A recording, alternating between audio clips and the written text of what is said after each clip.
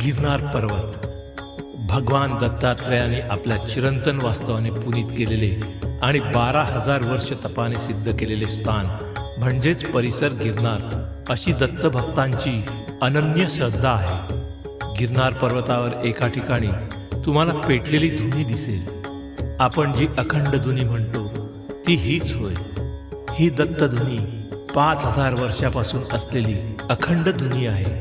ही धुनी एक दैवदुर्लभ देणगी आहे. आजही ती धुनी दर सोमवारी सकाळी सुमारे तासाभरासाठी प्रकट होते. त्या अग्निरूपाने साक्षात श्री दत्तप्रभूच तिथे प्रकटतात.